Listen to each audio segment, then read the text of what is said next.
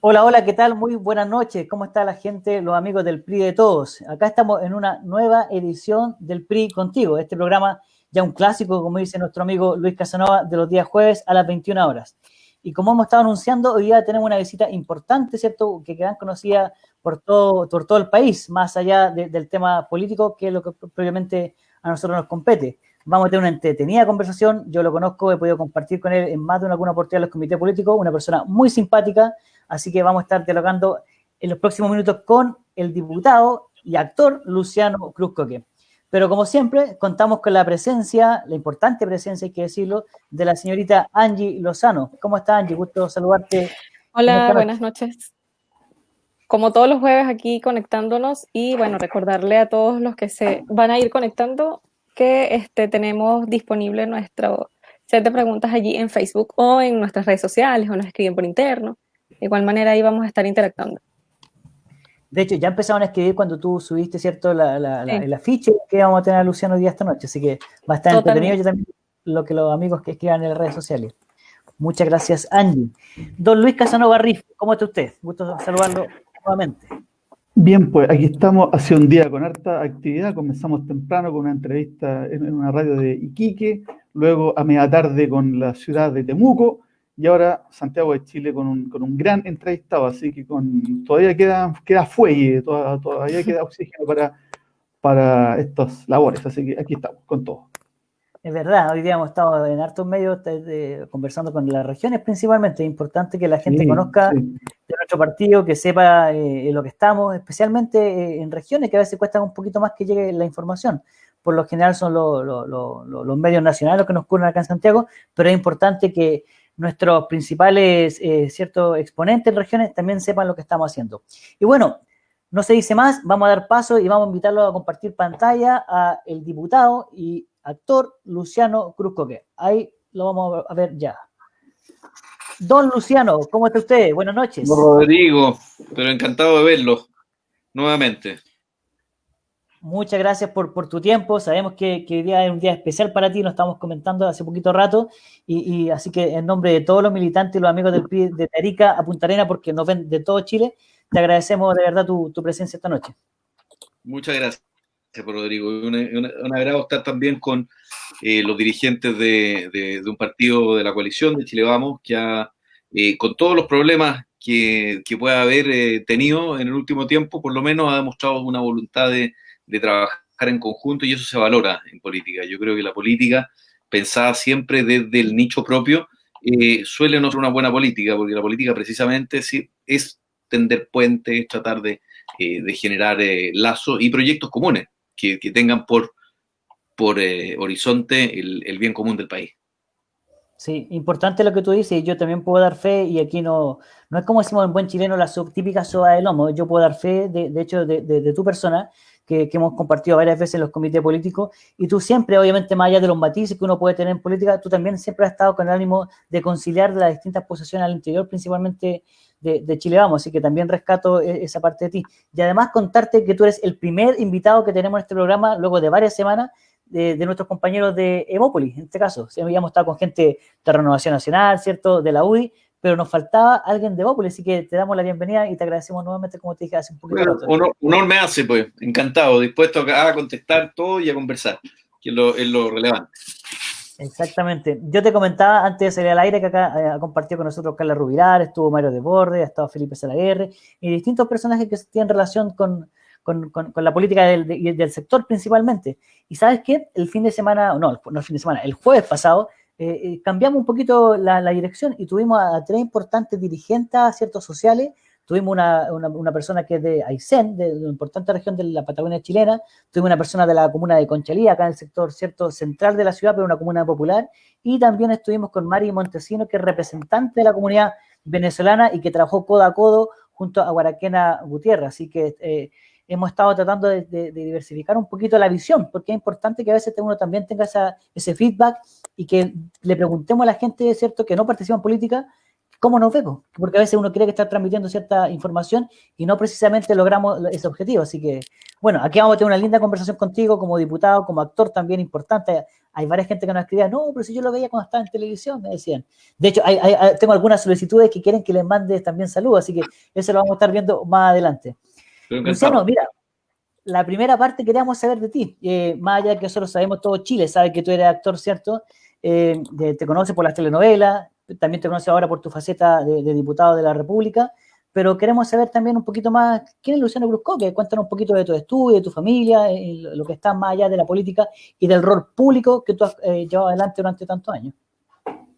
Bueno, mira, somos una familia de 4.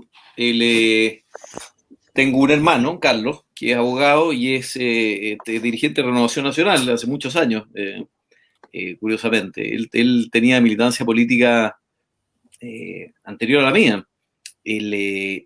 Luego, mi mamá es enfermera, Cruz Roja, y trabajó durante mucho tiempo haciendo una labor social muy importante en Lo Barnechea, en un policlínico de Barnechea, al que íbamos nosotros cuando chicos, mucho, acompañándola.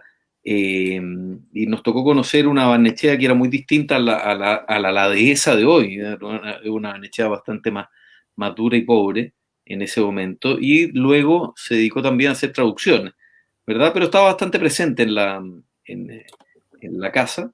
Y un padre, mi papá es abogado, se murió, abogado constitucionalista, profesor titular de la Universidad de Chile durante casi 60 años, y precisamente trataba los temas constitucionales, que eran los que le importaban, le interesaban. Y siempre nos inculcaron mucho amor por la educación cívica, mucho amor por la historia, mucho amor por las artes, por la cultura en general. Y parte de mi formación y de mi propensión también a la lectura, y la mía, y la de Carlos, y la de mi hermano, y de nuestra propensión, qué sé yo, a las artes, a la cultura, a la poesía, ¿verdad? Al teatro, a la ópera, mi papá era un operático fanático. Y nos tocó también estar mucho en ese mundo porque fue director del Teatro Municipal, de la Corporación de Amigos de la Ópera, durante parte de los 70 y parte de los 80. Fue una formación muy rica, muy completa, y también que valoraba mucho el entendido de que había ciertas tradiciones que son propias del país y que hay que respetar, y que la vida pública tiene una importancia, y que las instituciones tienen una importancia, y que es importante conocerlas, y que es importante ir a votar, y que es importante tener ciertas virtudes cívicas, y que es importante también comprender que nosotros no vivimos aislados en el mundo, sino que vivimos con otros, y que el proyecto es con otros, ¿verdad? Y que tiene que haber también dentro de la sociedad un cierto sentido de comunidad que importa, que es valioso, y que le sirve también al país para tener cohesión social, que es algo que de pronto también se pierde. Y por eso también la importancia de que esas instituciones respondan también a la historia del país, respondan a lo que es el país social, política, económicamente, y que se vayan cada cierto tiempo mejorando, vayan evolucionando, vayan reformándose. Y eso, yo si tengo que agradecer algo, es la formación muy privilegiada que tuvimos nosotros cuando chicos, a través de mi padre principalmente, y a través de ese espíritu social y, religioso. Yo soy más escéptico en materia religiosa, creo en Dios, pero soy un católico muy malo, de mi madre. ¿Te fijas? Esas son las fuentes que convergen, pero nos permitieron también mucha libertad. Qué sé yo escribía mucha poesía, tocaba guitarra, aprendí a tocar guitarra, también algo de piano. La formación musical que tuvimos en nuestra casa también fue siempre muy, muy importante. El valor de la historia, el valor de la filosofía, el valor de la poesía, pues, todo lo que más o menos te he mencionado son parte de mi ethos, de la formación, de algo que traemos y que es también bien propio de la familia de mi papá, por el lado Brusco, que han sido personas que han estado siempre muy dedicadas a la parte cultural, que han tenido también un trabajo político, histórico, y en eso que hoy día está tan denostado, que es el servicio a la República, el servicio a los valores del país, de la nación, ¿verdad? Que hoy día está tan venido a menos, era un valor, era algo que se apreciaba y probablemente era el más alto honor que podía tener un ciudadano en un país. Tú nos mencionabas recién de tu madre, ¿cierto? Que participaba en la Cruz Roja, me dijiste. O sea, Sí. de ahí también tiene un poco tu amor por el servicio público. Y también yo me acuerdo cuando compartía contigo, junto a Hugo Artigas Filippi, nuestro gran expresidente en el comité político, él también tiene una relación bastante estrecha y bien cercana con tu padre. Cuéntanos un poquito de aquello. Bueno, claro, porque Hugo no solamente era abogado, sino que era profesor universitario, entonces se conocía muy bien, te fijas, y estuvieron también en ciertas luchas políticas en los años 70, en el Partido Nacional, a partir de la formación del Partido Nacional el año 68. Hugo tiene una trayectoria política también muy destacada. Mi papá, más que trayectoria política, tuvo más trayectoria académica, te fijas. Hugo se fue más por la vertiente político, pero esas especies de animales de tribunales y animales del derecho medio que se conocían todos entre ellos. Y yo tengo la suerte, no sé si es la suerte o la condena, pero espera, de que cada cierto tiempo me topo con los alumnos de mi papá y me dice, mira, yo fui alumno de tu papá, qué sé yo, y me hizo político, me hizo constitucional, o me tomó examen, o me tomó el examen de grado. ¿Te fijas? Entonces, Hugo, yo creo que en alguna medida también comparte mucho de ese mundo que era un mundo de actuarios, de tribunales, de pasillos, de corredores de corte, ¿te fijas o no? Y obviamente también la parte académica, y mi papá la ejerció con mucha fruición, como te digo, profesor titular durante muchos años de la Universidad de Chile. Entonces son distintos mundos que uno ha ido conociendo, pero que tienen que ver también con lo público y con el valor de lo público. Yo te mostrar, mira, a ver, ponte tú, parte de las cosas que hoy día ya no existen, o que existen poco. Este era un manual, que no sé si lo ves, un manual de educación cívica, ¿te fijas? Sí, Claro. Este es mi papá, ahí está, ¿te fijas? Mira, Oye, todo el mundo estudiaba en tercero o cuarto medio con este manual y los primeros años porque te hablo un poco de qué son las instituciones, qué es la democracia, para qué sirve, qué es lo que es la república, qué es lo que es la separación de los poderes, qué es lo que es la Contraloría General de la República, por qué importan las instituciones, por qué este sistema que nosotros hemos denominado la democracia tiene que tener ciertas características para preservar las libertades de las personas, para proteger a las minorías, para garantizar ciertos derechos, etcétera. Y lamentablemente después el ramo lo volaron, el ramo de educación cívica, así que el libro que le generaba lo menos el 10% de derechos de autor a mi papá dejó de llegar a mi casa. Pero sigue siendo parte de la formación que uno tuvo, ¿te fijas? Y que yo creo que también es importante tenerla en consideración. Un país no se construye solamente sobre su base productiva, su base de eficiencia, sobre la creación de bienes y servicios. Eso está muy bien y es necesario, pero también sobre una cierta cohesión social que está dada también por su tradición, por sus instituciones y por el respeto a los otros, ¿verdad? Y ese respeto también está dado en cómo funcionan esas instituciones. Hoy día tuvimos un caso espantoso de una niñita Ámbar, ¿verdad? Donde falló la justicia, ¿verdad? Donde falló una jueza en particular, donde falló también nuestro sistema penitenciario, que no fue capaz de reformar un parricida doble que había sido parricida y que logró salir, ¿verdad? Volver a insertarse en una familia y volver a cometer un crimen horrendo, espantoso. Entonces, creo yo que si nosotros no vamos dando cuenta de la importancia de que nuestras instituciones también vayan recogiendo ese tipo de experiencias, ¿verdad? Y dando cuenta de lo que somos nosotros como nación y mejorándose, reformándose continuamente, finalmente lo que podemos generar es un descontento social enorme.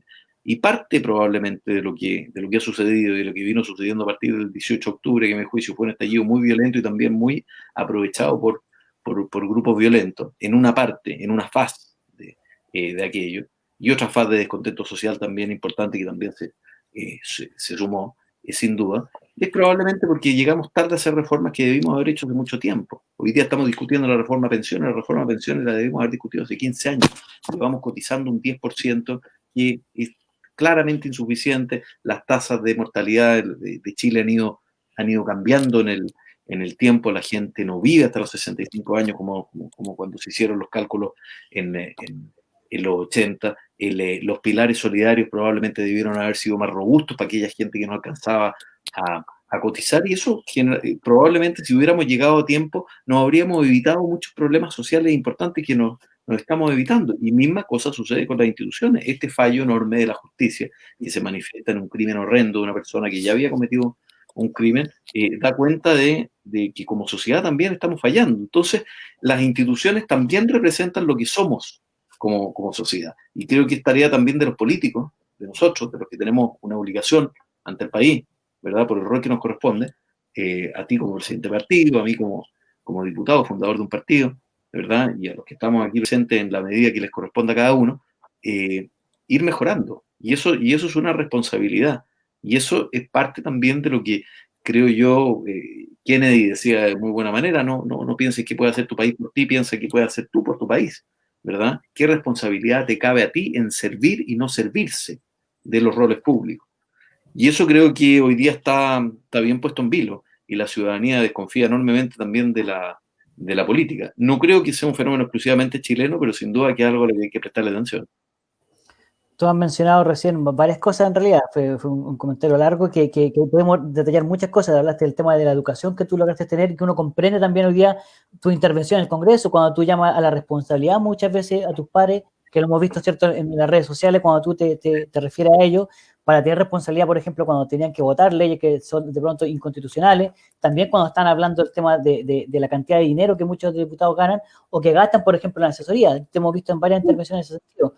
Pero te quiero llevar un poquito más atrás porque también la gente es importante que conozca un poco de ti, porque uno te conoce, como te decía yo, por la televisión, por las telenovelas que uno veía tiempo atrás. ¿En qué momento nace tu faceta por el tema artístico? Tú me comentaste también que te llevaban a la ópera, distintos. Sin embargo, si no me equivoco, tu hermano Carlos, ¿cierto? Él es abogado también. Sin embargo, tú decidiste emprender más por el tema cultural. Y finalmente en Chile te conocimos primeramente por tu faceta de actor. ¿En qué momento nace esa idea, ese deseo de... Bueno, estuvo siempre presente, Rodrigo. En el colegio era el que dibujaba, el dibujante del curso, dibujé todo lo que era, hice las revistas del colegio, dibujaba, qué sé yo, los anuarios del colegio, tenía mucha facilidad para eso, y de música también, tenía la banda del colegio que conservo hasta el día de hoy. Tengo una banda, no es la misma del colegio, pero mi primera formación musical fue como guitarrista, qué sé yo, y lo mantengo, y es probablemente lo que me gusta, y es probablemente si tú exploras al interior mío, donde vas a encontrar probablemente esa faceta que no muere, que está ahí siempre presente. Y luego, ya en mi formación, yo estudié un año Derecho, luego me cambié a Arquitectura, estudié 4 años de Arquitectura, y luego entré a trabajar en las teleseries por una casualidad. Yo estaba tocando en un bar y me encontraron un director que necesitaba un papel para un músico, y me pidió hacer una prueba de cámara para un músico mientras yo estudié Arquitectura, y la hice. Y curiosamente falló ese año el protagonista de la teleserie y me ofreció el papel a mí. Y yo le dije, no, bajo ningún punto de vista, no tengo nada que ver con eso. Y luego la oferta fue una oferta que no podía rechazar, como dice don Corleone, y lo hice y me fue muy bien, ¿verdad? Y luego me fui a estudiar a Estados Unidos, luego a hacer 3 o 4 teleseries que me fue muy bien. Me fui a estudiar a Estados Unidos, estuve 1 año y medio en Estados Unidos, volví, hice una licenciatura en cine, hice luego un magíster en la noche, todo esto en la noche, porque entre medio trabajé 20 años, ¿verdad? Y saqué adelante esos estudios de comunicación política en la Chile también. Y bueno, y seguí con mi carrera artística. Luego me dediqué al teatro, preferentemente. Tuve un teatro junto con Felipe Brown, un socio en el barrio de Astarria, que funcionó durante más de 15 años. Tuvimos una productora, ganamos varios premios importantes. Y estuvimos metidos en todo lo que era no solamente producción teatral, sino también producción de televisión. Y mientras, haciendo una carrera en Canal 13, en Canal 7, en Mega también durante algún tiempo, y mucho teatro, principalmente teatro. Cuando volví a Estados Unidos me dediqué a hacer más teatro porque es más entretenido, hacer y además era algo. Mi papá también fue fundador del Ictus, que es un teatro muy importante. y, íbamos, y me llevaba mucho también al teatro, que era algo que me gustaba mucho, y la ópera por de pronto, ¿verdad? Pero el teatro también, el teatro era un elemento que a mí me llamaba siempre mucho la atención, porque era parte de lo que yo conocía, dentro de las amistades de mi papá, estaba aquí, entre otros, Jaime Celedón, había muchos actores, ¿verdad? A pesar de que tenían ideas políticas a veces contrapuestas, siempre curiosamente mi papá, siendo bastante momio, tenía muy buena relación con personas de izquierda, ¿verdad? A las que consideraba valiosa, y nunca hubo un sesgo en términos de no poder conversar, no poder discutir con una persona porque tenía argumentos o planteamientos políticos distintos. Probablemente eso ya hacia las posibilidades del gobierno militar con el plebiscito, se fueron acentuando esas diferencias, pero yo siempre vi personas, mucho artistas en mi casa, siempre lo había, siempre existía, porque en ese sentido también tuve la suerte de tener una familia en alguna medida bastante original en esa materia. Imagínate esta mezcla de elementos, y todos esos elementos de alguna forma están presentes en mí, están presentes en Carlos, y probablemente han tenido que ver también con el devenir político que posteriormente nosotros fuimos tomando, porque a partir de la actividad cultural y de gestión que yo hice durante los 20 años de carrera actoral que he tenido, luego me llamaron al gobierno, y luego, estando en el gobierno, formamos un partido político, o un movimiento político primero, con Felipe Cast, con en su momento Andrés Molina también, Harald Beyer en un principio, y Juan Sebastián Montes, que terminó derivando por anga o por manga en un partido político nuevo, porque probablemente las alternativas que había en la centroderecha no eran las alternativas que nosotros encontrábamos que eran las que más nos acomodaban. No era nada contra. Yo trato de ser bien cuidadoso porque entiendo también que este ánimo societatis entre los políticos, ni siquiera entre los políticos de un sector político, tiene que hacerse con respeto. Y eso me lo enseñó también, parte de las lecciones que yo aprendí en mi casa. Uno puede ir a la pelota, pero no a la canilla, ¿verdad? Yo no puedo decir nada que Garamori sea un tal por cual. No, Garamori puede estar equivocado porque puede tener argumentos equivocados, y si no sabe defenderlo bien y no me convence, voy a tratar de convencerlo yo, ¿verdad? En eso consiste el diálogo racional y político entre las personas, pero no en denostar al otro. Y hoy día creo que esa práctica, si tú eres de tal manera, eres upeliento, comunacho de mierda, no, no, facho, no sé cuánto. Al final, creo que eso no construye ningún vínculo, no construye ninguna sociedad, y no construye también ningún horizonte común. Y creo, de verdad, y no frase hecha, uno se la ha escuchado tanto a Piñera que ya como que resuena a veces en frase. Yo creo que los mejores momentos que vive Chile, o que ha vivido Chile, han sido siempre cuando hemos logrado al menos poner ciertos mínimos comunes para tratar de avanzar. Y ahí es donde yo, bueno, y lo podemos haber comentado alguna vez, Rodrigo, juntos, ahí es donde yo echo de menos, qué sé yo, a esa centro o ese centro izquierda moderada que hoy día se avergüenza del tránsito de 30 años de un país en el cual ellos fueron bien protagonistas, ¿verdad? Y que permitió que la institucionalidad se estableciera, que hubiera libertad económica, que hubiera crecimiento, palabras que están medias fuera hoy día del lenguaje, y que hubiese crecimiento, que hubiese prosperidad, ¿verdad? Y eso creo que hizo un mejor país, mirado bajo cualquier estándar. Tú miras el país que teníamos en los 90, pero en el indicador que lo mires, hoy día es mejor, ¿verdad? Lo miras qué sé yo, en alcantarillado, lo miras qué sé yo, en PIB per cápita, lo miras en ingresos familiares, lo miras en pobreza, ¿para qué decimos nada? Pasamos de un 60 a un 8, ¿verdad? Un poco más, se mira una pobreza más multidimensional, se creó una clase media que no existía, que tuvo acceso a condiciones materiales que probablemente no había tenido, y eso también es parte de un trabajo de una centroizquierda del cual parecen haberse olvidado. Y hoy día tenemos un diálogo político con la centroizquierda que parece que hay que saltárselo directamente, y hay que ir a conversar con los extremos, con el Frente Amplio y con el Partido Comunista, que los tienen prácticamente silenciados. Hay gente avergonzada de lo que hizo. Entonces, creo que ahí nos ha faltado entender que el país se construye más entre moderados que entre extremistas. Y yo creo que el país jalonado de los extremos es un peor país que un país que se acuerda entre moderados. Comparto plenamente Diputado, toda. le quería hacer una pregunta. Sí, cómo no. Bueno, ¿cómo fue su experiencia digamos, a usted lo nombran como ministro de Cultura, que todavía era consejo de la cultura, no había un rango ministerial? ¿Cómo No, fue pero ese, no tenía rango de ministro.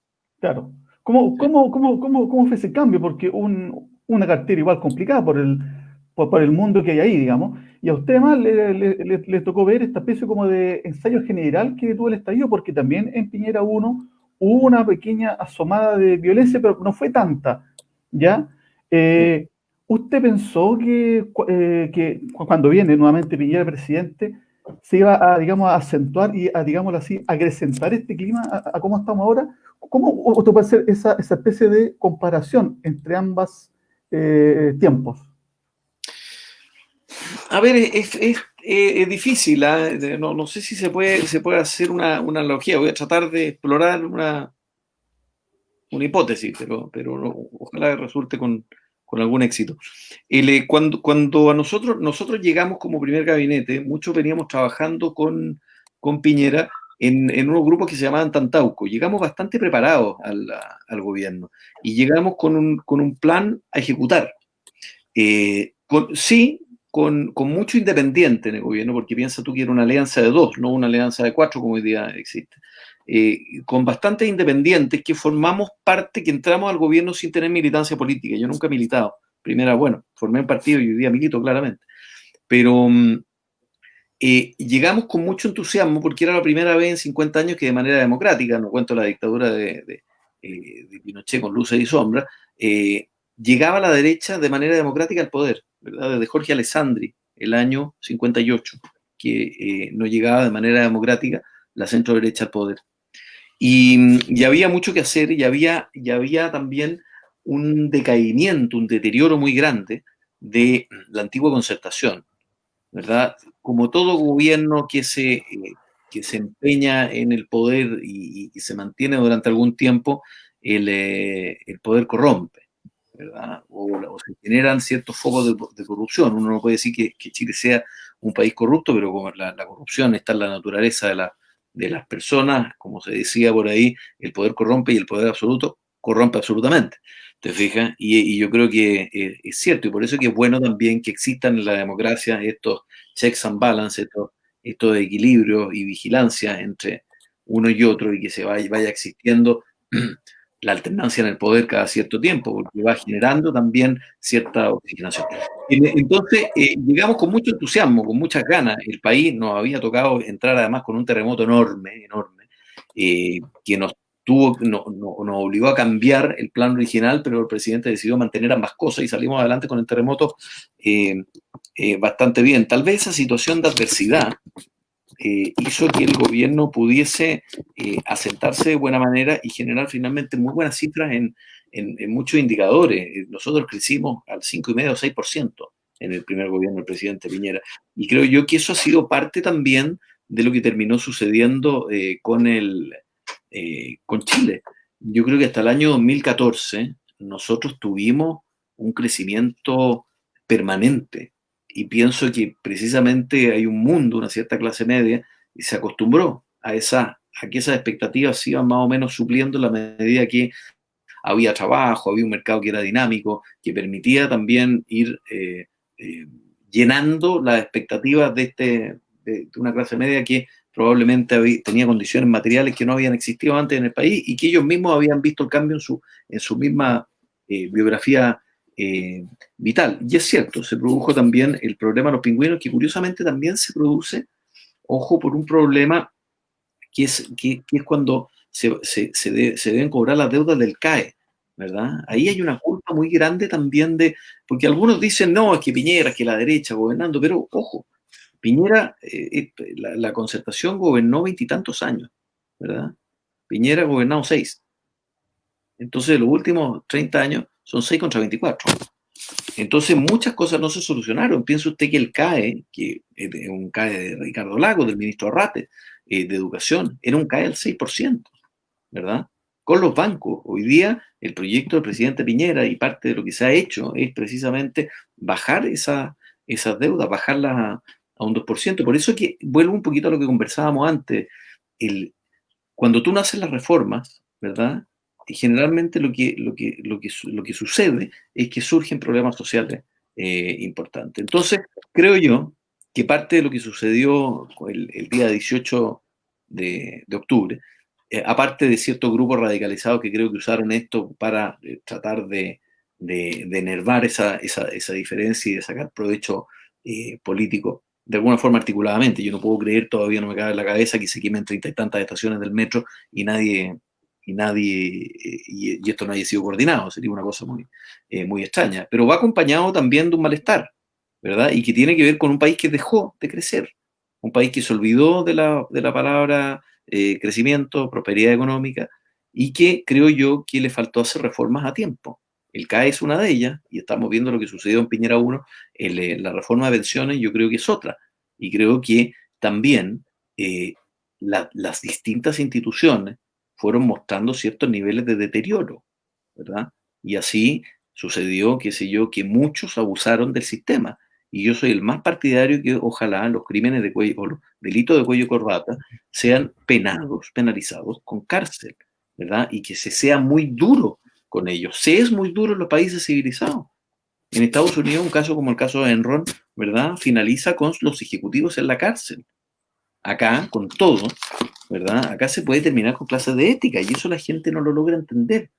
Y le da también piso a aquellos que creen que están los buenos y los malos, los súper ricos y los súper pobres, que ven el país en blanco y negro, ¿verdad? Y no tratan de entender que en la medida que vamos corrigiendo todos los problemas que nuestras instituciones tienen, que evidentemente que hoy día son bastante menos que los que teníamos hace 30 años, vamos haciendo un mejor país, pero no podemos vivir en un país que vive permanentemente diciéndose a sí mismo que todo lo que ha construido, ¿verdad?, está mal. Y lo único que ha sucedido en Chile en los últimos años es básicamente una muestra permanente de injusticias sociales, porque tampoco creo que sea así.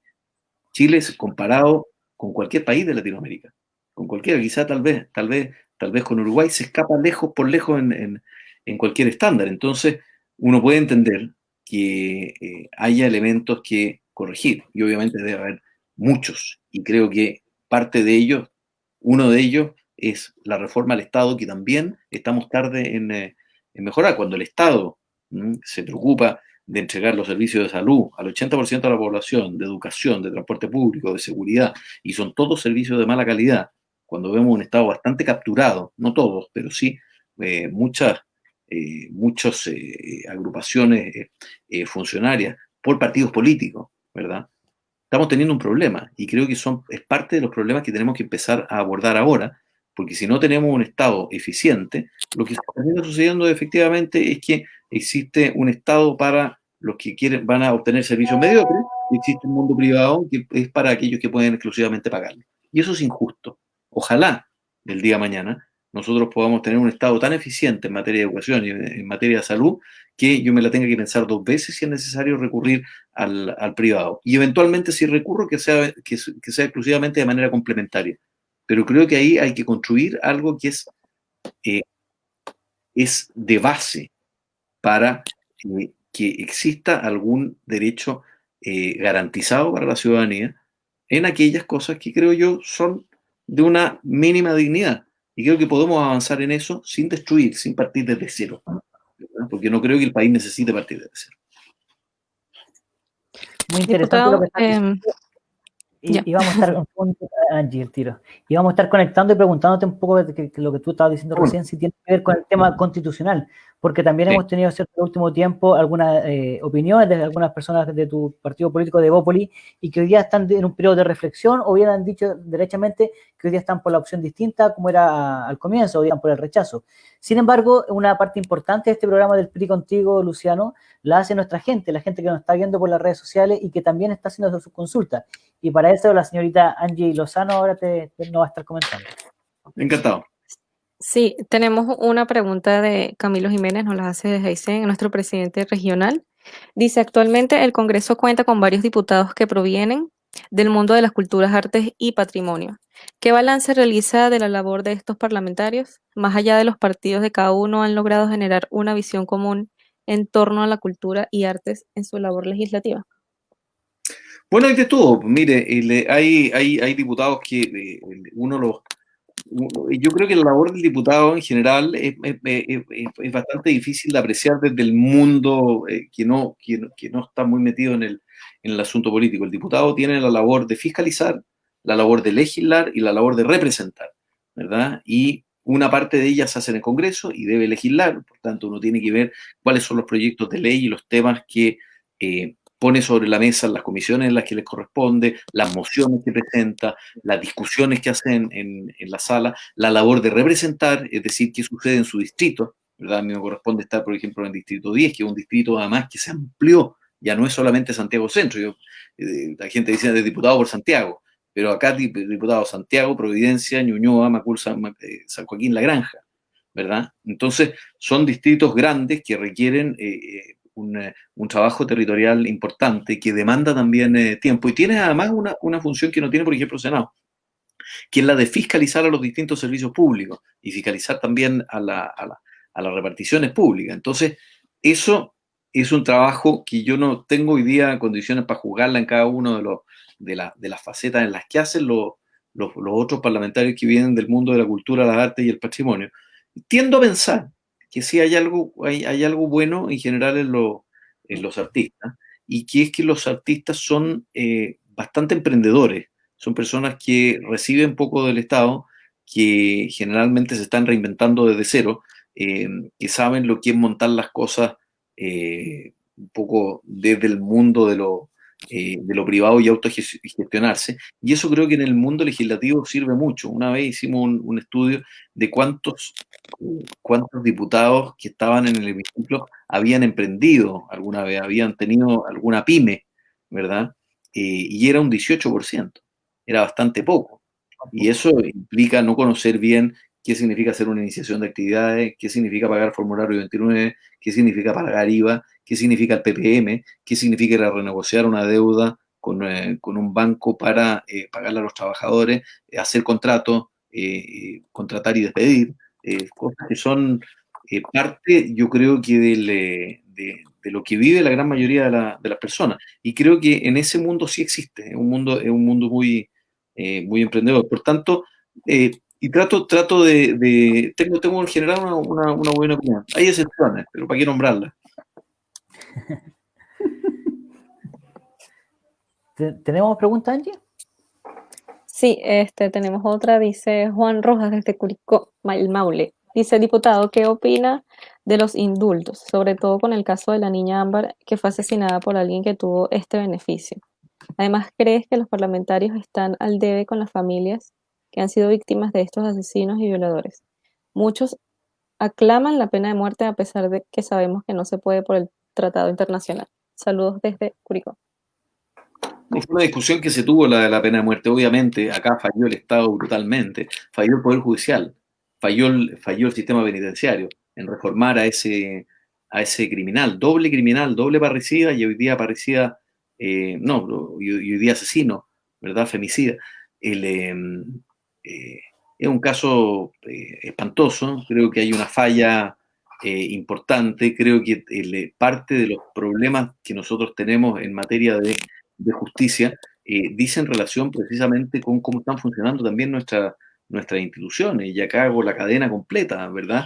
Y la reforma de Carabineros, la reforma de la Policía de Investigaciones, la labor que le compete también a la Fiscalía en la investigación, en la calidad de la legislación que nosotros mismos como parlamentarios le damos a esa Fiscalía para que pueda acreditar las pruebas para las investigaciones que puedan meter a una persona presa. El Poder Judicial, los jueces garantistas han sido un problema permanente. Y finalmente, el sistema penitenciario, ¿verdad? O sea, si hay un eslabón débil ahí, se rompe por el eslabón más débil. Y finalmente, aquello que es el contrato social y que le da el monopolio de la fuerza al Estado y la posibilidad de privar a alguien de libertad se empieza a romper. cuando las personas sienten que no se está haciendo justicia. Y obviamente en este caso es un caso brutal de la injusticia más enorme que lo termina pagando esta niñita que sufre las consecuencias de una persona que además había expresado en un programa de televisión que no estaba seguro. A Carlos Pinto hizo una entrevista de que no iba a volver a delinquir.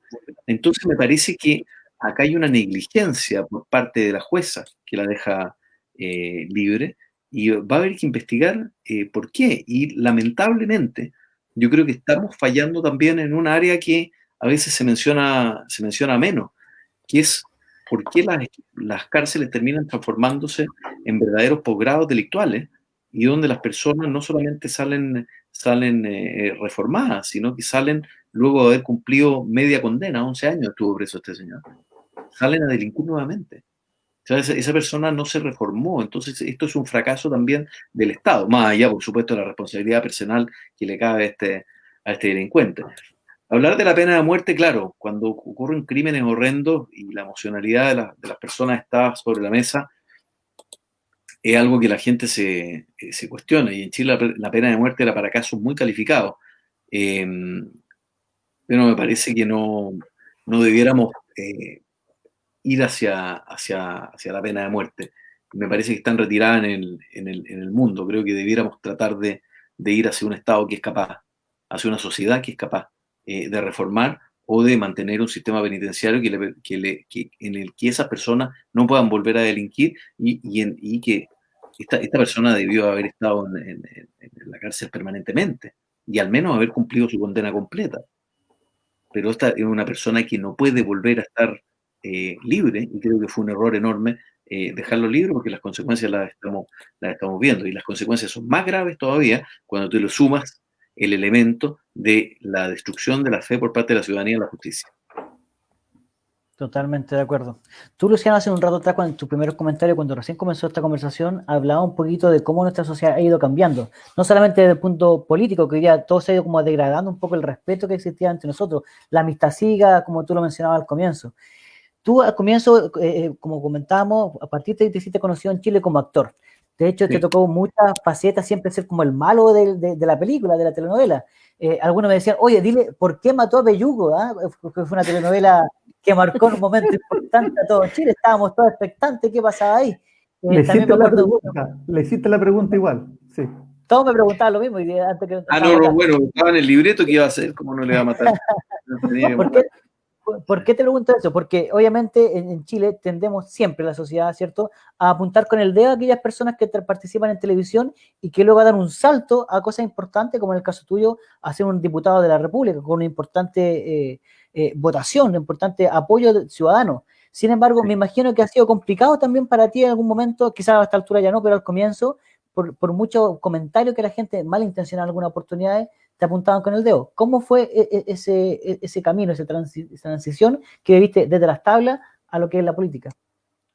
Bueno, fue gradual, como tú dices, yo fui ministro durante 3 años, luego dejé el ministerio, formamos un partido político el año 2012, siendo ministro. El año 2013 dejo el ministerio y me candidaté a senador con el CERVEL que impugna la candidatura gracias a los amigos socialistas.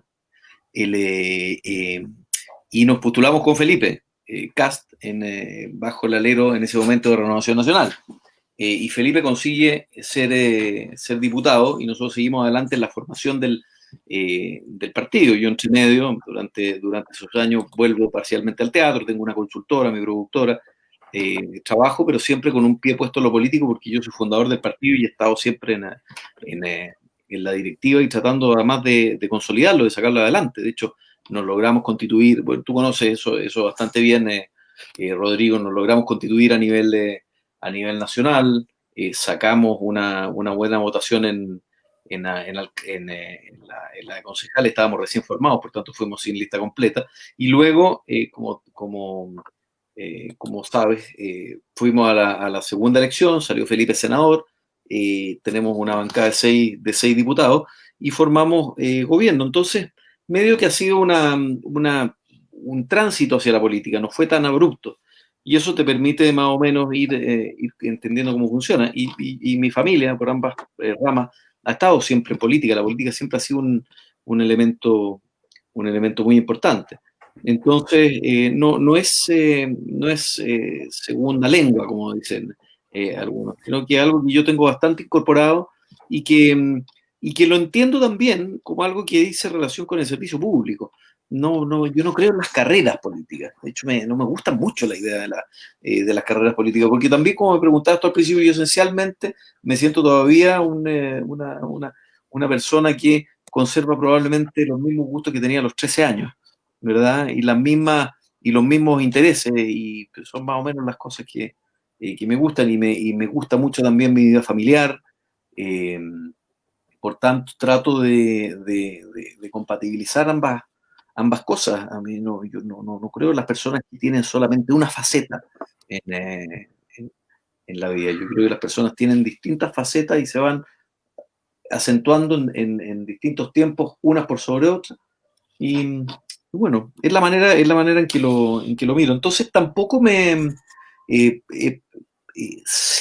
tampoco pienso que uno por estar en una actividad particular pierde la esencia de lo que es, siempre y cuando no sea algo absolutamente distinto a lo que más o menos siempre han sido los intereses que uno ha tenido. Pero la política siempre ha estado dentro de mi esfera de intereses y dentro de mi mundo.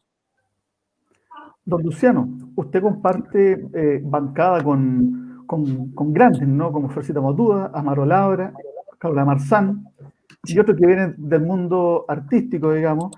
Puede darse una connotación, digamos, una especie de bancada artística o algo por el estilo. Más allá de aquello, ¿usted cómo podría evaluar este congreso que entró mucha gente nueva y que tiene un número alto? Se ha planteado que se baje el número de parlamentarios, dado que se dice que en esta bocanada de aire fresco tampoco ha servido tanto para darle más ánimo a la política, más como calidad a la política. ¿Usted cómo lo piensa en este momento? Sí, yo creo que el término sistema binominal tuvo una virtud, que era precisamente que le permitió darle más diversidad al Congreso, que entraran grupos que antes no podían entrar, ¿verdad? Partidos que si no estaban en un bloque o en otro, quedaban marginados, lo que obligaba, porque al ser un sistema mayoritario, obligaba a buscar acuerdos. Tenía eso bueno, pero tenía el problema que si tú no estabas dentro de estos dos grandes bloques, quedabas absolutamente marginado, y eso le restaba, como digo, diversidad. Lo que permitió el sistema electoral proporcional, DONT, fue darle mayor diversidad, pero todavía quedó el sistema con algunas aberraciones, ¿verdad? ¿Cuáles son? El sistema DONT es un sistema que permite proporcionalmente repartir los escaños y los cupos disponibles según la votación, ¿verdad? Entonces privilegia también, al tratarse de un sistema mayoritario DONT, ¿verdad? No, es un mayoritario proporcional, no es, al igual que el binominal era mayoritario, binominal tenía dos listas, esta tiene mayoritario proporcional, ¿verdad? Entonces, beneficia a quienes se juntan, a quienes van en conjunto. Y eso le permitió, que yo con el 38% de los votos, sacar 46% de los diputados a Chile Vamos, por ejemplo. Pero no alcanzó mayoría, ¿verdad? Pero por otra parte, dentro del sistema DONT se creó la primera cifra repartidora, que es la que permite que con 38% de los votos tenga 46, ¿verdad? Porque premia a los que se juntan, ¿verdad? Pero también se creó una segunda cifra repartidora, que eso sí es una anomalía, y eso hay que cambiarlo, que es una cifra repartidora que va por partido, ¿verdad? Entonces permite que el partido que lleva un candidato con muchos votos arrastre a uno que tiene muy poquitos votos. Y eso requiere correcciones, porque suceden casos bien sintomático. La gente, qué sé yo, hay una encuesta de la Universidad Andrés Bello que dice que el 96% de las personas entiende que los que sacan más votos tienen que estar en el Congreso. Yo lo voy a contar en mi distrito, por ejemplo, en el distrito 10, yo compartí la campaña con, por ejemplo, Giorgio Jackson. El acto de ingeniería electoral, ¿verdad? Dentro de un mismo pacto, Alberto Mayol sacó 25.000 votos contra 4.000 y tantos que sacó la Natalia Castillo y 5.000 y tantos que sacó Winter, dentro de una misma lista. Y ellos desplazaron a Mayol. Entonces, si es que nosotros hubiésemos tenido la cifra repartidora, lo que hubiese sucedido es que hubiera salido Jackson, Mayol, y ahí hacia abajo varios otros que quedaron fuera por efecto de esta rareza que es esta segunda cifra repartidora. Y entró a este Congreso mucha gente con un 1% de votación, o con menos de un 3% de votación, que son votaciones realmente muy bajitas.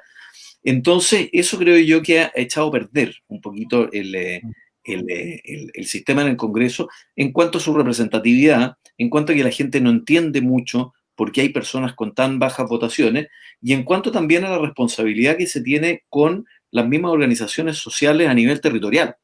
Entonces, lo que nosotros estamos postulando hoy día es establecer al menos una cota mínima de un 3%, ¿verdad? No hay que volver al binominal porque eso creo yo que no permitía la diversidad que te cuento, pero sí al menos que las personas entiendan que una persona que comparte una lista, yo comparto con Rodrigo Caramori, vamos en una lista juntos, no pensamos igual, pero pensamos parecido, ¿verdad? Tenemos unos ciertos mínimos comunes y por eso compartimos listas, ¿verdad? Y por eso estamos en Chile Vamos, ¿verdad?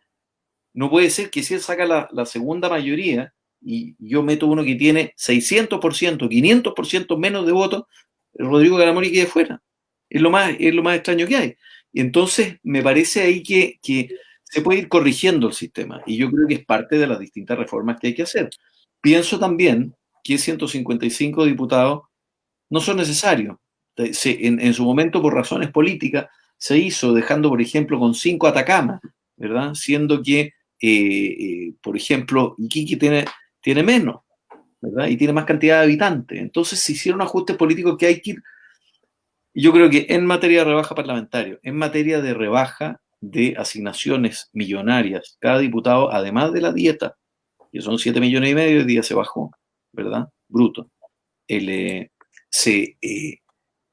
10 millones, casi 11 millones en gastos de asignaciones. Es un absurdo, es mucha plata, es obsceno, ¿verdad? Cada senador tiene 20 millones y puede contratar en esta legislatura, hay 20 millones, 20 asesores.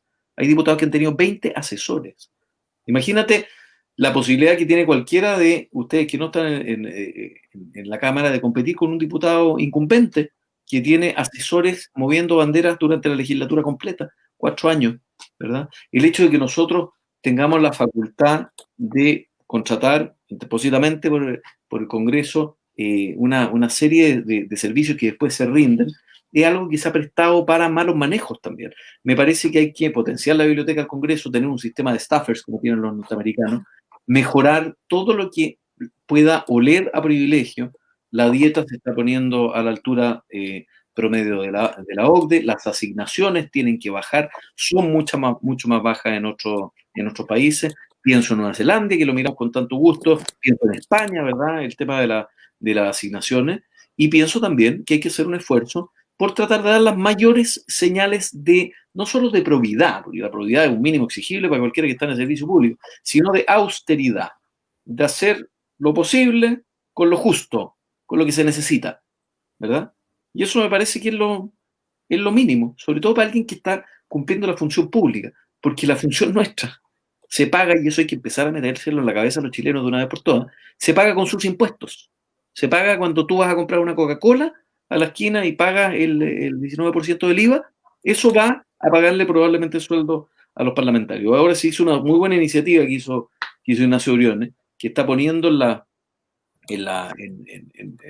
cartolas del Servicio de Impuestos Internos cuánto se destinó del total de impuestos que tú pagaste a educación, cuánto se destinó a servicios sociales, cuánto se destinó a transporte, etcétera, etcétera, etcétera. Y así, a cultura también. Entonces, me parece que eso que dicen que el Estado no tiene plata, si no son los contribuyentes los que ponen la plata, es cierto. Entonces, dejémonos de pensar que esto como que el Estado, como si fuera una especie de entelequia de la cual nadie se hace responsable. El Estado somos nosotros. El Estado lo pagamos nosotros, lo financiamos nosotros. Se paga con la plata de los trabajadores, de todos, de Chile. Y eso es. Y por eso que me parece a mí obsceno, y he hecho también el asunto, que lo votó en contra el Frente Amplio, lo votó en contra. Giorgio Jackson está obsesionado, decía, ¿cómo le vamos a bajar los sueldos? Mira, por favor, qué cinismo más grande. ¿Cómo le vamos a bajar los sueldos a nuestros asesores? Por favor. Por favor, si tú tienes 10 millones de pesos, ¿por qué no lo bajas a la mitad?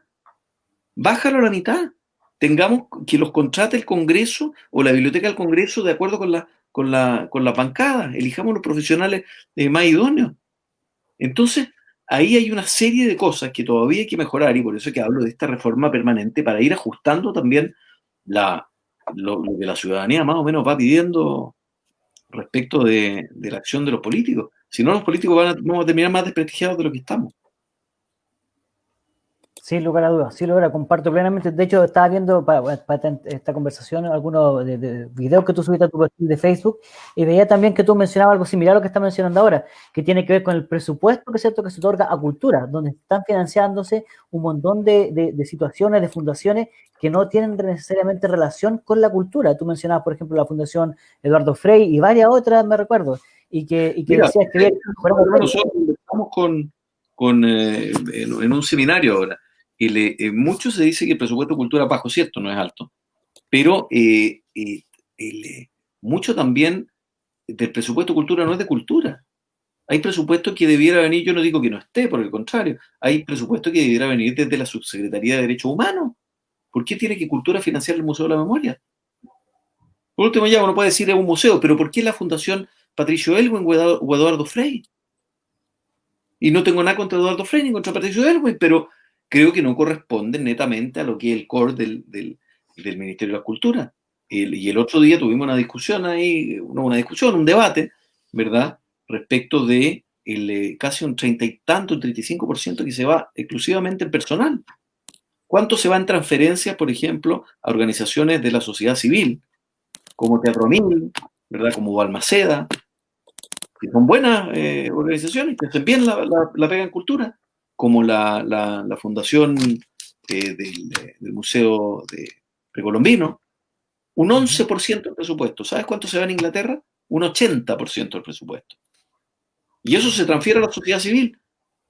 Y se transfiere durante un tiempo y se acuerda por parte del Ministerio ciertos objetivos de política pública común para potenciar también la sociedad civil. Pero acá no. De pronto tenemos unos programas que están pésimamente mal elaborados, que no funcionan y donde se va buena parte del presupuesto. Entonces, una cosa es entender que del total del presupuesto no se va mucho plata a cultura. Y eso yo traté de combatirlo con Piñera 1 y dentro de todo no me fue tan mal. Pero, ojo, cómo se gasta también es importante y por eso que insisto también en cómo reformamos el Estado. El Estado tiene que ser eficiente. En un país como Nueva Zelanda, que nosotros lo miramos con tanto gusto, o como Australia, ¿verdad? La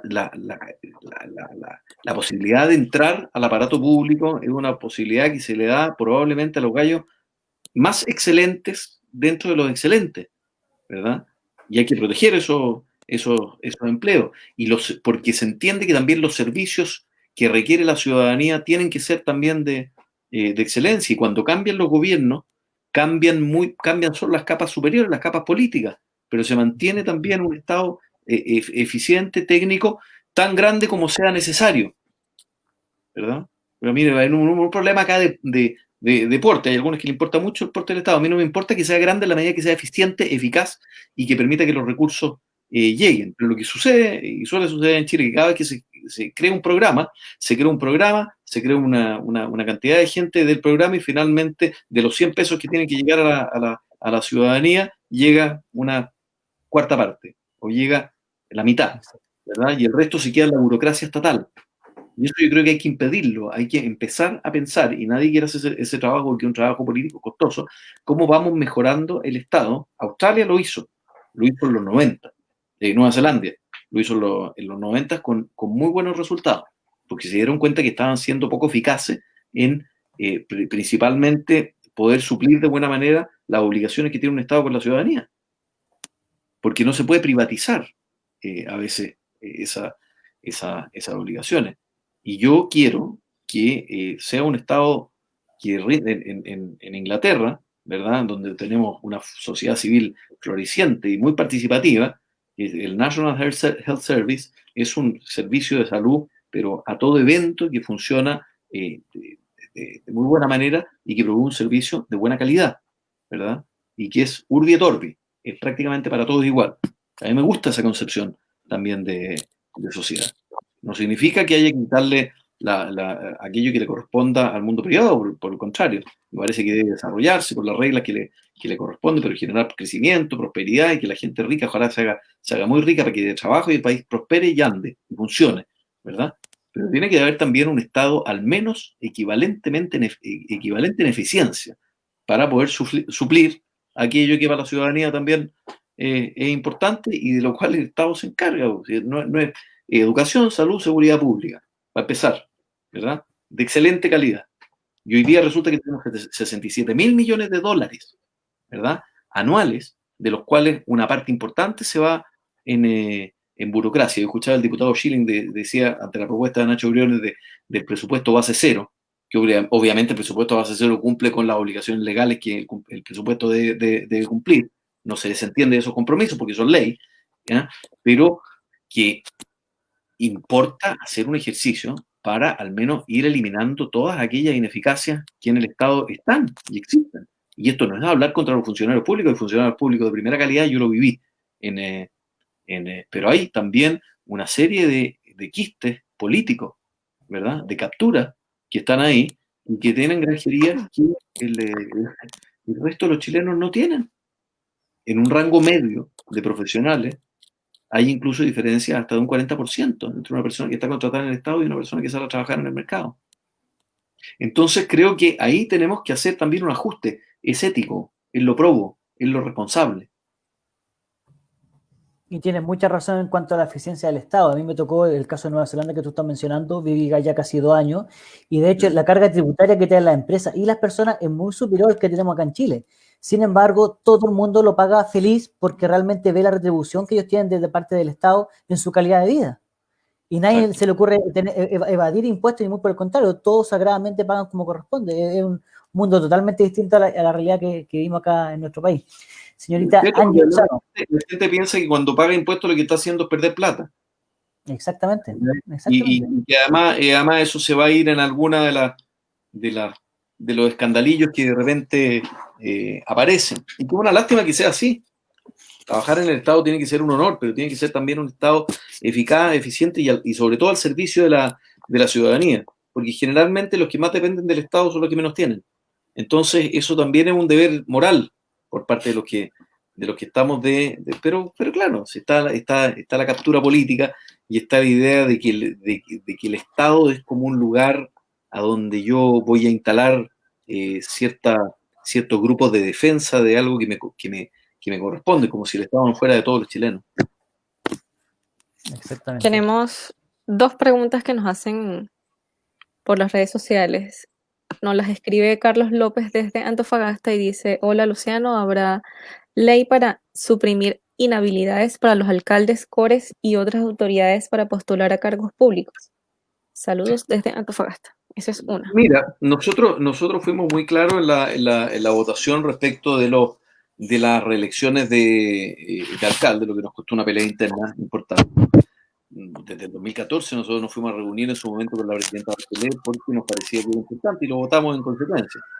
En el caso de las inhabilidades me parece que sí hay un elemento a considerar en el caso de los alcaldes, porque cuando se votó esta ley se hizo para, de una vez por todas, señalar lo importante que era que no se pudieran reelegir más de 2 veces las autoridades. Pero el proceso de los alcaldes sí, hay que decirlo, ya había de alguna forma comenzado. Entonces ahí se cometió una pequeña injusticia que eventualmente con los alcaldes hay disposición de analizarlo. En los otros casos no lo sé, no me queda tan claro, pero al menos en el caso de los alcaldes sí. Tengo que hacer una reflexión respecto de los otros casos, porque hay algunos, por ejemplo, como Pepe Out, que es una persona a la que yo le tengo respeto, que señalan que la verdad que liberar a las personas 3 meses antes de una elección para que puedan competir, porque entendamos también que estos son competencias, se da en otras democracias, es algo que podría funcionar. Y hay otros que dicen que el rango de tiempo que se establece para las inhabilidades le impide, por ejemplo, a un alcalde utilizar recursos públicos hasta 3 meses antes de de salir a disputar una candidatura, por ejemplo, a diputado, y que eso le daría una ventaja, y es algo razonable. Por ende, tengo que formarme una opinión más acabada y escuchar cuando se produzca el debate al respecto las distintas opiniones. Pero en el caso de los alcaldes, yo estoy más permeable que en los otros casos. Sí, tenemos otra pregunta, nos hacen Simón Dujalde y dice: buenas noches, estimado diputado, quiero llevarlo al tema Araucanía.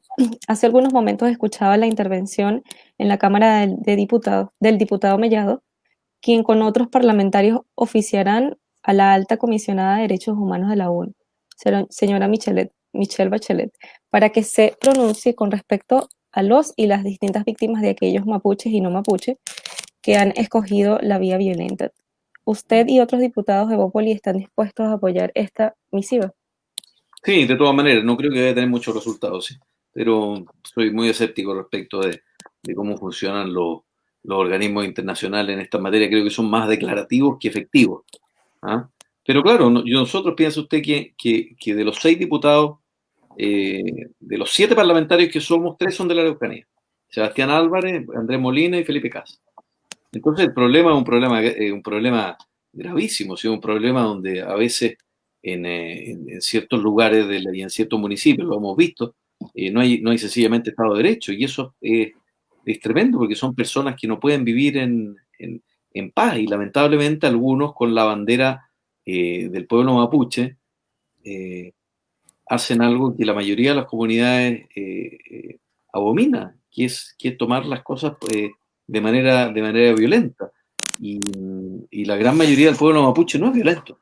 A mí me tocó mucho estar en la Araucanía, me tocó levantar teatros, me tocó levantar centros culturales, me tocó estar en los Huetripantus, me tocó estar en las celebraciones, hacer un trabajo importante también con el Ministerio de Desarrollo Social y con la Intendencia. En ese momento también Andrés Molina era intendente, y conozco de cerca cómo ha funcionado eso. Y hay grupos que, utilizando para su propio beneficio y para su ideología la bandera mapuche en particular, eh, infunden el terror en comunidades que están totalmente desprotegidas.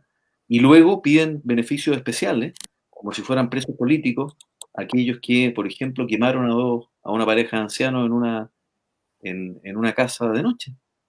Entonces creo que hay que ser muy claro que en Chile no hay presos políticos, y quienes están en la cárcel están condenados por los tribunales, ¿verdad? O en procesos de prisión preventiva también por los tribunales. Y en eso hay que ser muy claro. Yo creo que parte de lo que nosotros tenemos que defender siempre, porque en eso consiste la democracia, es el Estado de Derecho, es la primacía de la ley, ¿verdad? Nadie está por sobre la ley, nadie puede estar por sobre la ley. ¿Mm? Ni aunque se sea de la condición que se sea, se puede estar por encima de la ley.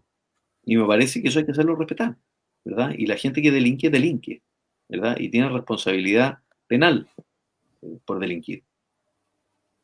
Diputado, quedan 2 meses y medio para el plebiscito. El tiempo ha transcurrido bien rápido. ¿Cómo usted se imagina lo previo, no? ¿Se imagina nuevamente gente en las calles armando protestas, o un país que va a estar, digámoslo así, pensando con seriedad este tema, ¿no? Plebiscito. Eso por un lado. Y lo otro, en su partido, digamos, se ha abierto nuevamente como el debate, ¿no? Si se mantiene el apruebo o si se discute la opción de irse para el rechazo. ¿Cómo usted ve estos dos temas a puertas de este plebiscito que es tan importante para el país?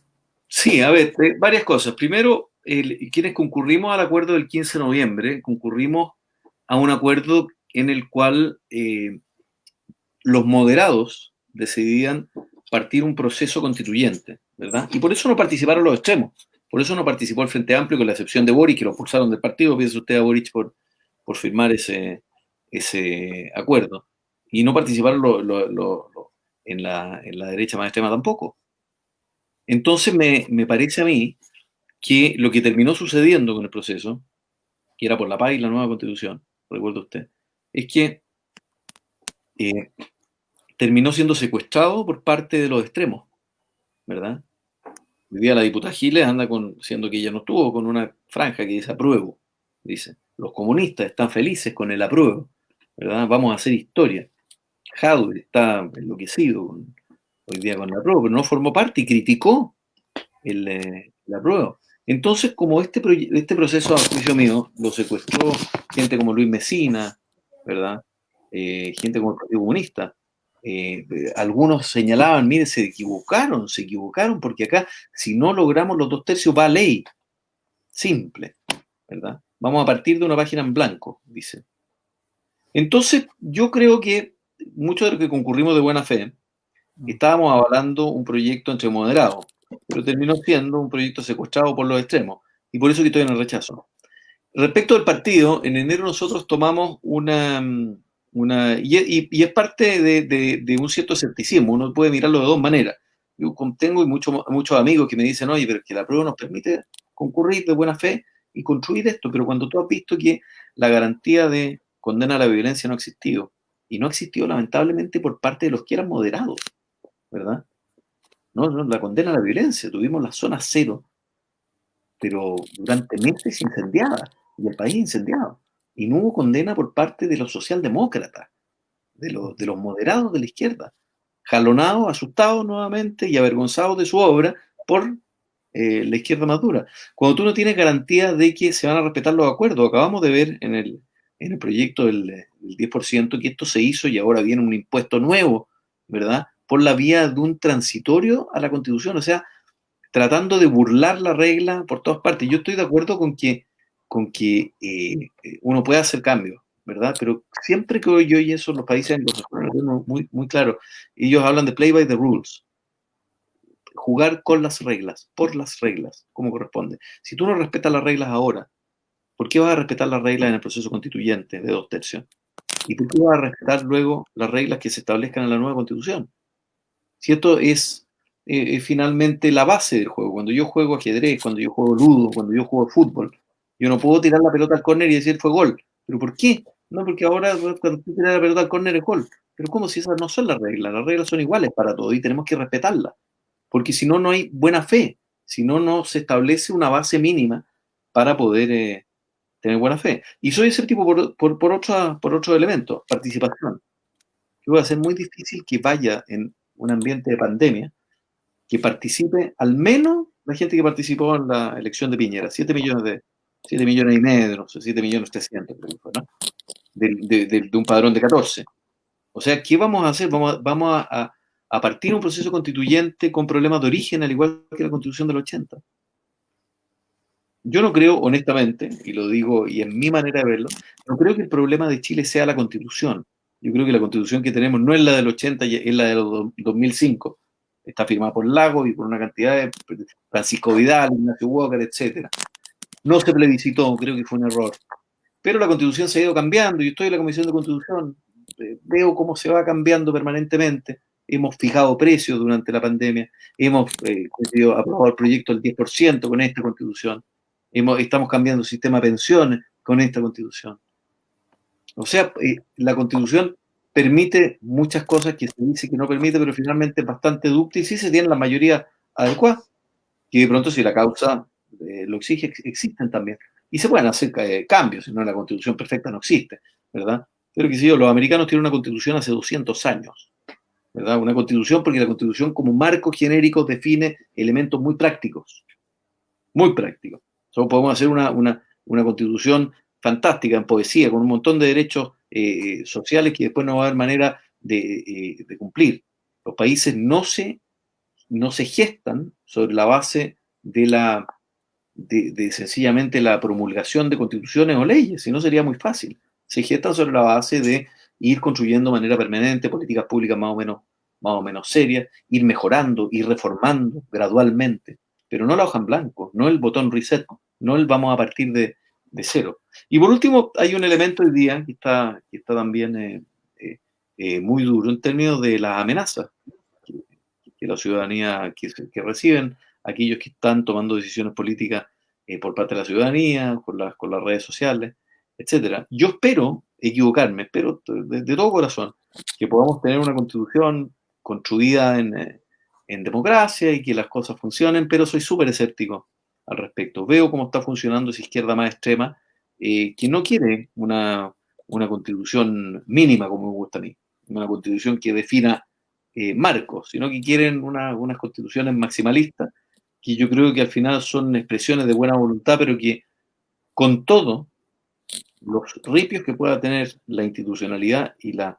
constitución que tenemos y el sistema que hemos logrado formar en los últimos 30 años, este país ha avanzado. ¿Necesitamos partir de cero? Yo creo que no. Y respecto a la decisión de Bópoli, yo no creo que deba pasar al rechazo, Bópoli, creo que sería un error. Y yo soy del rechazo. Creo que debiera darle libertad de acción al partido. Porque es cierto que ya en enero era un 40%. Hoy día podría decir que un 50, un 55 al menos. O sea, yo creo que hoy día hay más gente de rechazo porque han ido cambiando las circunstancias. Y evidentemente hay algunos que no han dado ninguna muestra de que vayan a respetar la regla o que vayan a condenar la violencia. Asunto que yo creo que para muchos es fundamental. Pero sí creo que debiese al menos, y nosotros hemos tenido que arbitrar también esa diferencia, y lo hemos tratado de hacer de buena manera, somos un partido liberal y en eso creemos, que puedan haber opiniones también distintas y que todos puedan sentirse cómodos en esa opinión. Pero no me gusta ni me gustó en su momento la idea de que tuviéramos una posición oficial, ¿verdad? Así que creo que sí debiéramos transitar, y creo que están también las voluntades para transitar hacia al menos la libertad de acción.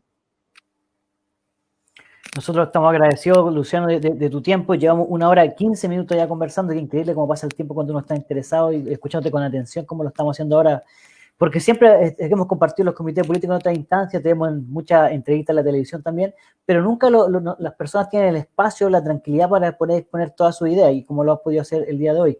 A pesar de que obviamente hay algunos matices que podemos tener, pero es importante para nuestra gente también escucharte. Esto que va dando vuelta en las redes sociales, que en nuestro Facebook durante los próximos días va a tener muchas reproducciones, y por lo tanto es importante también saber en profundidad qué piensan los parlamentarios de nuestro conglomerado Chile Vamos, con el caso tuyo. Luciano, mira. Sí, hay una niña ahí que habla del trabajo que han hecho las personas que trabajan en salud, y me parece que sí, que son probablemente aquellas personas que merecerían, sí, tener un bono, un incentivo, algo, porque se han lucido en esta pandemia. Son gente a la que hay que agradecer y que ha hecho una buena pega. Y ahí tienes también ejemplos de funcionarios públicos que funcionan y hacen bien la pega, y que a veces no son justamente los mejores pagados. Como muchos carabineros también, que se han entregado, ¿cierto?, su vida literalmente todos los días del año, y no por un grupo pequeño que está en las cúpulas, ni siquiera son los carabineros que están en las calles, y sin embargo a ellos se les ha indicado con el dedo. Así que me adhiero a tus palabras también con la gente de salud, como en el caso de Pamela Polo Barán, que te estaba escribiendo. Sí. Luciano, mira, como te digo, al concluir, antes de pasar ya a despedirnos de ti, quería preguntarte, nosotros mañana, ya esto salió en la prensa, por eso lo menciono, tenemos una reunión con el presidente de la República en el Palacio de la Moneda, donde van a estar los presidentes de los 4 partidos de la coalición, más los jefes de bancada, tanto de los diputados como de los senadores. Venimos saliendo recién también de un periodo complicado para nuestra coalición, ¿cierto?, que hubo mucha ruptura, por decirlo cierto, mucho desencuentro. De hecho, eso también justificó un poco el llamado del presidente a tener un cambio profundo al comité político, ¿cierto?, que él tiene dentro del gabinete. ¿Cómo visoras tú, cómo ves tú los próximos meses? Nos enfrentamos a 8 elecciones muy complicadas. Estamos en un clima, ¿cierto?, extraño también al interior de nuestra coalición, muy distinto al que nos caracterizó por largo tiempo, especialmente cuando se fundó Chile Vamos. ¿Cómo tendríamos que hacer, de acuerdo a tu visión, los 4 partidos de la coalición con sus principales líderes para poder encauzar esto como nosotros creemos que debería ser? Principalmente pensando, como te digo, en las elecciones que vienen, la municipal, la de gobernador regional, pero también pensando que el próximo año está a la vuelta de la esquina lo que es la próxima elección presidencial, donde claramente nosotros estamos convencidos de que las mejores ideas para el futuro de Chile, para traer realmente una justicia social distinta a la que ofrece la izquierda, tenemos que estar nosotros con nuestras ideas. ¿Cuál crees tú que debería ser más o menos el camino que deberíamos seguir? Bueno, primero la unidad. Primero entender que nadie acá funciona sobre la base de meterse en su trinchera y funcionar solo. La unidad es fundamental. Segundo, la generosidad. Son principios bien básicos los que te voy a mencionar. Aquí no hay cosas tan complejas. Unidad, generosidad, voluntad de trabajar en conjunto, un buen programa de gobierno, ¿verdad? Y ponernos de acuerdo también dentro de las proporciones de cada partido. Cada partido quiere mejorar y quiere crecer y quiere estar, en tratar de entender que el que toma caminos por su cuenta, finalmente lo que termina haciendo es o entregándole el Congreso, los municipios o la presidencia de la República a la izquierda, o logramos acordar una alternativa de gobierno que permita precisamente abordar de buena manera las necesidades que están hoy día a flor de piel dentro de las necesidades del país. Y ahí creo yo que tenemos buenos elementos, tenemos buenas personas, buenas cartas, y también me parece que las coaliciones se prueban más en la adversidad que en la comodidad. Siempre es más fácil tener un candidato que lo cubre todo, como en su momento fue Piñera, ¿verdad? Que todos sabían más o menos que primarias más, primarias menos, Piñera era el que iba a ganar.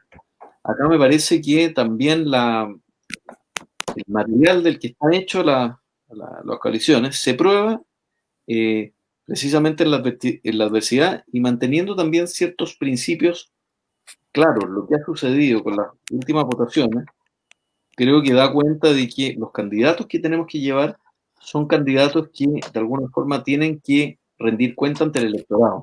¿Sí? Uno no puede llevar al candidato que más puede, ¿verdad? Tiene que llevar al candidato que debe, porque mi idea, pienso yo, es que en adelante tú vas a tener aquellas personas que creen en las democracias liberales, ¿verdad? Que creen en las economías libres, que creen en la primacía del individuo frente al Estado, que creen en la separación de los poderes y en dividir el poder y no darle a nadie una fortaleza que lo transforme en un autócrata o en alguien autoritario. Y los otros, que son los populistas nacionalistas y que creen más en la autocracia y que creen más en los autoritarismos, ¿verdad? Yo creo que eso van a ser los dos mundos finalmente entre los cuales se van a dividir, los que creen en la democracia liberal y los que creen en los populismos nacionalistas, de distintos sesgos políticos. ¿Ah? No creo que la división de Bobbio de izquierda y de derecha vaya a estar necesariamente, va a ser más un referente, pero creo que esta división se va a producir más transversalmente entre aquellos que creen en la democracia y aquellos que no. Muchas gracias. Señorita Angie, don Luis, sus palabras finales para poder despedir al gran diputado, ¿cierto?, Luciano Cruzcoque. Agradecido, Luciano, por tu tiempo, por dedicarnos a esta entrevista y bueno, a todos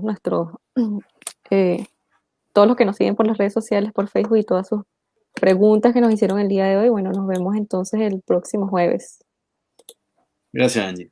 Perfecto. Bueno, este espacio se va a ver en Facebook, YouTube, Spotify también, así que su cara de diputado y sus puntos de vista van a estar bastante instalados en los medios nuestros. Así que nuevamente las gracias y esperemos que haya otra opción para conversar nuevamente con usted esto y otros temas.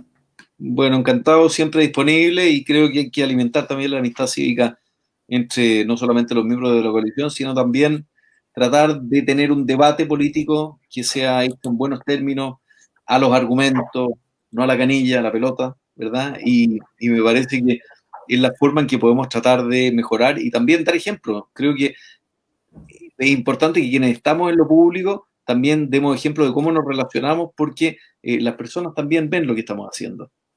Y es importante también mantener esa forma. Se puede ser muy firme en el fondo, pero no podemos perder nosotros la urbanidad, la cordialidad, el diálogo civilizado, el contrastar ideas que nos permitan tratar de llegar a ciertas conclusiones, y ojalá que el de frente pueda convencerme y estar dispuesto a eso de estar abierto al diálogo, y creo que esa es la labor fundamental de la política. Así que encantado. Agradecido, Luciano Cruzcoque, de tu tiempo. Sabemos cómo es un día especial para ti, que es cierto que le quitaste un par de horas y un par de minutos más a la familia, importante en un momento. Así que a nombre de todos los dirigentes y militantes del PRI de todos, te agradecemos por esta noche de haber conversado con nosotros. Encantado, Rodrigo. Encantado. Un saludo. Chao, buenas noches. Gracias. Chao, muy buenas noches. Chao. Chao. Interesante conversación, pues, estimado amigo, ¿no? Se pasó Sí. rápido y hartas cosas interesantes y serias, ¿no? Como marcha el Parlamento y la política diaria, digamos. Y bueno, hay una opinión importante, ¿no? Que ojalá que quienes la vieron hoy día y que la van a ver digamos, en sus teléfonos y en sus computadores los días que vienen, sepan entender, digamos, parte de este mensaje. Así que nada que decir. Y nos faltó el tiempo para seguir conversando algún par de cosas más importantes también que quedan en el tintero, así que seguramente más adelante vamos a tener de nuevo al diputado Luciano Cruzcoque con nosotros conversando. Y aparte, como dijimos al comienzo de esta conversación, es el primer invitado que tenemos de nuestro socio de Evolución Política, de Opoli, así que esperamos tener a otro integrante, ¿cierto?, de dicha colectividad para seguir conversando con todos nuestros militantes. Agradecido también. Disculpe. Y hay que decir que se escabulló la pregunta del Peyuco, ¿eh? Hay que decirlo. Así que ya va a haber la instancia para preguntarle de nuevo. Así que de esta se salvó. Dejó el 98% de Chile en aquella oportunidad llorando. Yo creo, ¿cierto?, que se había muerto Peyuco, ¿no? Amores de mercado. La teleserie con el final con más rating en la historia de las teleseries. Así que. Imagínense. ¿Ah? ¿Cuál es la telenovela venezolana, Angie, que más se vio, más exitosa en su país? ¿Ah? Por estas calles, pero eso es muy vieja. Yo creo que ¿Cuál? estaba pequeña, se llamaba Por estas calles. Por estas Pero calles. sí, por estas calles, pero era la realidad popular, pues, de los barrios. Pero se quedó mucho en la gente, entonces la sintonía y se sabían cuáles eran los personajes y bueno, eso era un tema. Mira, quizás parecido, porque este Amores de Mercado justamente mostraba también aquella realidad, mostraba la realidad del mundo popular de nuestro país, ¿cierto? La gente común y corriente, como decimos nosotros, y que muestra la realidad realmente como es, sin estas cosas tan como Disney, que son tan idílicas, ¿cierto? Acá mostraban la realidad, ¿eh? Así que era interesante. Se parecían, quizás. Exactamente. Amigos míos, ¿qué quieren que les diga? Agradecido también por el tiempo. Angie, yo sé que estuvo trabajando ya todo el día también, igual que Don Luis. Don Luis, ahí estuvimos en la mañana, ¿cierto? Viendo algunas entrevistas que dimos a la gente del norte, a la gente del sur, estuvimos en varias cosas. La señorita Angie también preparando algunas gráficas para la gente de nuestro comité político, también el boletín que salió hoy día jueves también, que requiere tiempo. La gente no sabe muchas veces todo el trabajo que hay detrás de ese boletín. La reunión de pauta que tenemos nosotros, donde conversamos de qué temas vamos a tratar en el boletín de semana a semana, luego redactar también las notas que ahí aparecen, que requiere tiempo. Y aparte, la última parte, la parte final, luego que Don Luis, ¿cierto?, revisa también la ortografía, que no nos equivoquemos, para que no colocar palabras que no correspondan. Después de eso viene la parte final de Angie, ¿cierto?, que tiene el programa donde cuadra también toda la información, así que agradecido, y es importante que todos nuestros militantes sepan el trabajo que hay detrás, en este caso el que ustedes están realizando y el que también realiza don Francisco Álvarez, que está ahí con todo el tema contable y los temas que tienen que ver con la transparencia y con Cervel. Así que agradecido de ambos, pues. Muchas gracias. Muy bien, pues será hasta el próximo jueves. Si Dios quiere. Chao. Si Dios quiere. Chao. Chao, chao.